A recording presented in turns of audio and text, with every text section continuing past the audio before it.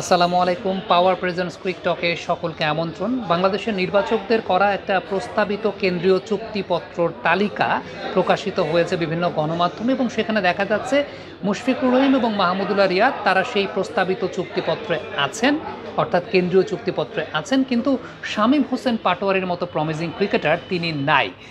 এখন মুশফিকুর রহিম বা মাহমুদুল্লাহ রিয়াদ তারা কেন্দ্রীয় চুক্তিতে আছেন কিনা আমি সেই ব্যাপারের চাইতে আমার কাছে বেশি অবাক লেগেছে আসলে শামীম হোসেন পাটোয়ারির মতো ক্রিকেটার আসলে কেন সেই জায়গায় কেন্দ্রীয় চুক্তিতে থাকবেন না, বা তাকে মোটিভেট বা এনকারেজ করার মতো ছোট্ট একটা প্রয়াস আমরা কেন আসলে দেখাতে পারছি না বা পারি নাই।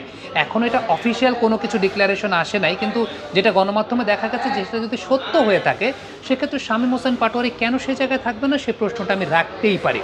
এখন মুশফিকুর রহিম বা মাহমুদুল্লাহ রিয়াদের প্রসঙ্গটা একটু ক্ল্যারিফাই করি। আমি ব্যক্তিগতভাবে জিজ্ঞেস করি, লাল বলের ক্রিকেট অর্থাৎ টেস্ট ম্যাচ ক্রিকেট মুশফিকুর রহিমের আরও 2 বছর বা 3 বছর খেলে যাওয়া উচিত। কারণটা হচ্ছে তার এখন যে বয়স, এই বয়সটাই আসলে টেস্ট ম্যাচ ক্রিকেটের জন্য সবচেয়ে সামঞ্জস্যপূর্ণ। আপনি দেখেন স্টিভেন স্মিথ ওয়ানডে ক্রিকেট থেকে রিটায়ার করেছেন, বাট টেস্ট ম্যাচ ক্রিকেট তিনি হয়তো আরও 2-3 বছর খেলবেন। বিরাট কোহলির কথাও যদি বলি, তারাও টেস্ট ম্যাচ ক্রিকেট খেলবেন আগামী 2-3 বছর। রোহিত শর্মা টেস্ট ম্যাচ ক্রিকেটে খুব বেশি ফর্মে নাই, তারপরও আমি মনে করি রোহিত শর্মার মতো ক্রিকেটার তাদের টেস্ট ম্যাচ ক্রিকেট খেলা উচিত আগামী আরও 2-3 বছর। ইনফ্যাক্ট আপনি যদি চিন্তা করেন যে কুমার সাঙ্গাকারা কিংবা ব্রায়ান চার্লস লারা কিংবা সচিন টেন্ডুলকার তারা এই 36-37 বছর বয়সে ওই সময়টাতেই তাদের টেস্ট ম্যাচ ক্রিকেটের ক্যারিয়ারের পিকেই তারা ছিলেন। সো টেস্ট ম্যাচ ক্রিকেট নিয়ে আমার কোনো সমস্যার জায়গা নেই, কিন্তু সাদা বলের ক্রিকেটে তাদেরকে কেন্দ্রীয় চুক্তিতে রাখা সেক্ষেত্রে আমার কাছে মনে হয় দূরদর্শিতা সম্পন্ন চিন্তাভাবনা বাংলাদেশ ক্রিকেট বোর্ডের করা উচিত। মাহমুদুল্লাহ রিয়াদ আমি জানি না ওয়ানডে ক্রিকেটে তিনি ফর্মে ছিলেন, বাট আপনি যদি 2027 বিশ্বকাপকে কেন্দ্র করে আপনার কম্বিনেশন সাজাতে চান, সেই কম্বিনেশনে আসলে তিনি কতটুকু ফিট করবেন বা ফিট করাটা উচিত হবে কিনা। এমনিতেই আমাদের ক্রিকেটে কিন্তু অনেক বড় একটা জেনারেশন গ্যাপ পড়ে গেছে। খুব ভালো মতো চিন্তা করে দেখেন, আমাদের ক্রিকেটে কিন্তু জেনারেশন গ্যাপ পড়ে গেছে, কারণ তরুণ ক্রিকেটারদেরকে আমরা ওই ইন্টারন্যাশনাল টেস্টটা ওইভাবে দিতে পারি নাই সাদা বলের ক্রিকেটে। যে কারণে ওই যে যখন সিনিয়র ক্রিকেটারদের ফর্মটা খারাপ তখন তাদেরকে কাভার আপ করার মতো প্লেয়ার আমাদের এই জায়গাটায় নাই, কারণ ওই যে জেনারেশন গ্যাপটা।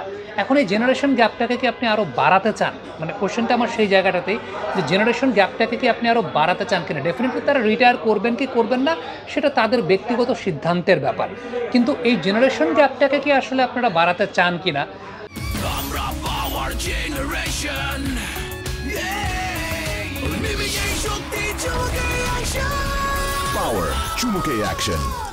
আবারও বলি, টেস্ট ম্যাচ ক্রিকেটের পার্সপেক্টিভে চিন্তা করলে মুশফিকুর রহিম টেস্ট ম্যাচের কেন্দ্রীয় চুক্তিতে থাকতেই পারেন। টেস্ট ম্যাচ ক্রিকেট তারাই খেলবেন।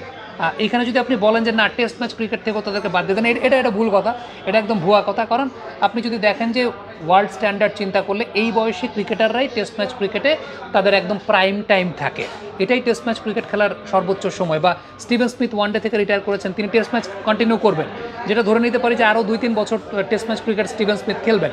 সো টেস্ট নিয়ে আমার কোনো কথা নাই, কিন্তু সাদা বলের ক্রিকেট যদি চিন্তা করেন, আপনি যদি জেনারেশন গ্যাপ বাড়াতে না চান, আমার কাছে মনে হয় this is the high time Bangladesh cricket board should take the decision.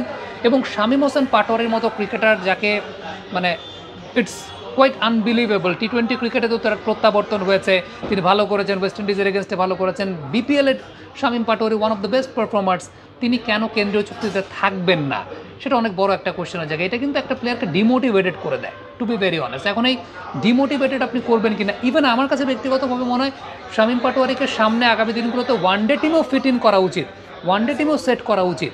এই জায়গাটা আমরা আসলে কেন করতে পারি না বা কেন করতে পারছি না আই ডোন্ট নো। আমি জানি না, এটা এখন পর্যন্ত অফিসিয়াল কোনো কিছু না, কিন্তু যদি সেটা অফিসিয়াল হয় আমার কাছে এই জায়গাটা একটা চিন্তার জায়গা আছে যে সাদা বলের ক্রিকেটে আপনি জেনারেশন গ্যাপ বাড়াবেন কিনা এবং শামীম পাটোয়ারির মতো ক্রিকেটারদেরকে ডিমোটিভেটেড করবেন কিনা। তবে লাল বলের ক্রিকেটে ডেফিনেটলি মুশফিকুর রহিম তিনি কন্টিনিউ করতেই পারেন এবং কন্টিনিউ করা উচিত। ইভেন আমি মনে করি লাল বলের ক্রিকেটে মাহমুদুল্লাহ রিয়াদেরও কন্টিনিউ করা উচিত ছিল, বাট আনফর্চুনেটলি ঘটনাটা আসলে উল্টা ঘটে আমাদের দেশে, সেটাই উল্টা ঘটেছে। কমেন্ট বক্সে আপনাদের মন্তব্য মতামত জানতে চাই।